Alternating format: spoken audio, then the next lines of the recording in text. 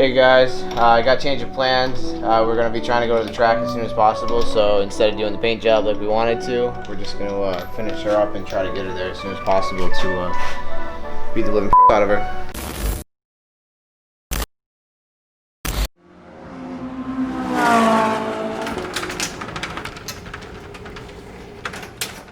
So while Ryan's working on installing the axle, like you saw him do during the intro there, I'm gonna be working on doing things like the door seals, trying to put the headlights and taillights in.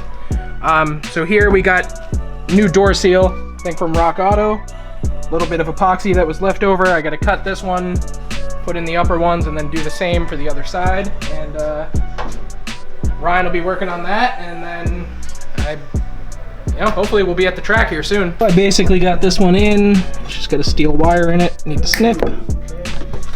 And this side is good. I mean, honestly, it's, can't ask for much better than something like that. So, something funny I'll show you. God, that was loud. Sorry about that. So I don't know if you can see through here. I know the shot's really overexposed for everything in front of me because sunlight. But yeah, something tells me going down the track that that'd be some nice loud ventilation. So yeah, we're going to put the door seals back in, even though this thing probably won't need them for things like rain and whatnot.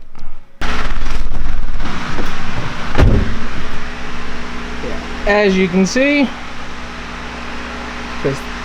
there we go. Now it's in focus. As you can see, this is much, much, much better. Yeah, we're not going to be listening to wind coming through a secret vent in between the door and the cab.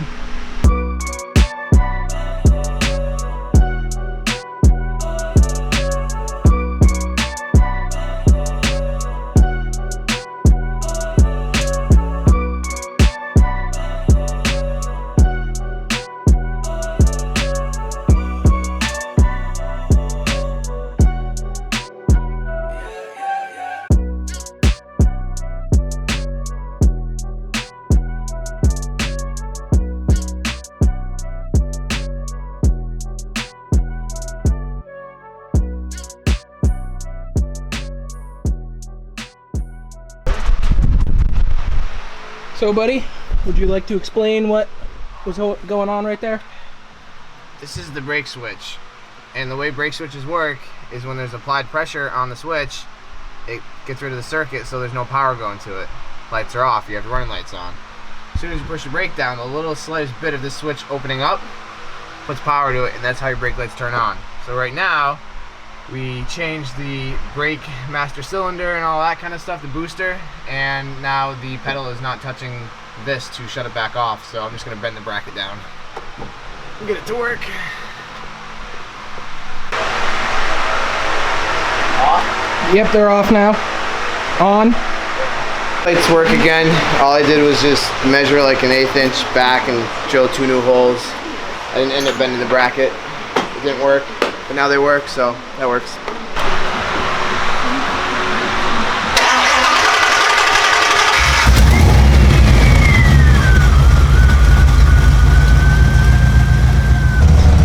It echoes so much on the ground. Wow.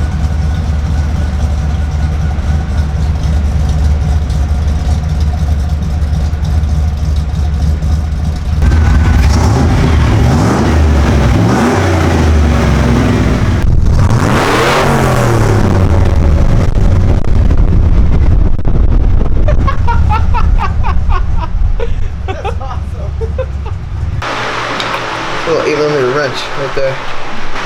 The only difference is instead of going like straight down, it has to do a zigzag. Alright, so I just got finished putting the fuel neck filler hoses on. Unfortunately, the gentleman before us kind of jerry-rigged some weird looking shit on there, so we put the right hoses in there so we're not leaking fuel anymore.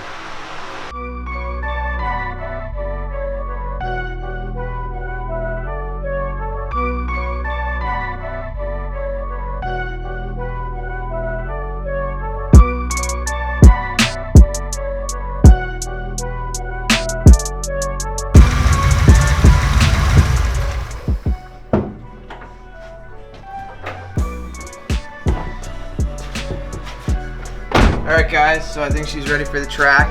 We ended up, there's a few things we weren't telling you that we've done.